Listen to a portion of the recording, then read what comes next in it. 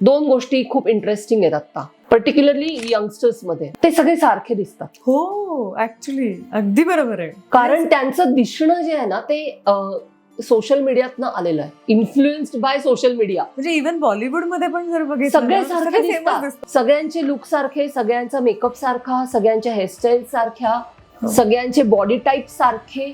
म्हणजे मला हे खूप डिस्टर्बिंग वाटतं. तुमचे बॉडी टाईप कसे काय सारखे असू शकतात? फक्त उंची वेगळी वेगळी असते बिकॉज ते तुम्ही नाही बदलू शकत. पण तुमच्या शरीराचा आकार आणि अवयवांचे आकार हे छापखान्यातनं आल्यासारखे सिमिलर आहेत. असं असू नाही ना शकत. आपले सगळ्यांचे genetically we are different from each other. आपण प्रत्येक जण एक वेगळा शरीराचा सेट घेऊन आलेलो आहोत आणि प्रत्येकाचा सेट हा युनिक आहे. मग ते युनिकनेस जो आहे ना माणूस असण्याचा, तो युनिकनेसच आपण पुसून टाकायला निघालोय आणि दॅट इज व्हेरी डेंजरस. त्यामुळे मला कायम असं वाटतं की सोशल मीडियाने सगळ्यात मोठं डॅमेज काय केलंय म्हणजे मानसिक आजार किंवा डिप्रेशनची समस्या, हे प्रश्न आहेतच. पण सोशल मीडियाने ना एक सपाटीकरण केलं, जनरलायझेशन, स्टँडर्डायझेशन. ब्युटी स्टँडर्ड्स म्हणजे हे असेच असले पाहिजे, मुलगी अशीच दिसली पाहिजे, मुलगा असाच दिसला पाहिजे, भाषा अशीच असली पाहिजे, केसांची स्टाईल हीच असली पाहिजे, हे ट्रेंडिंग आहे मग हेच असलं पाहिजे.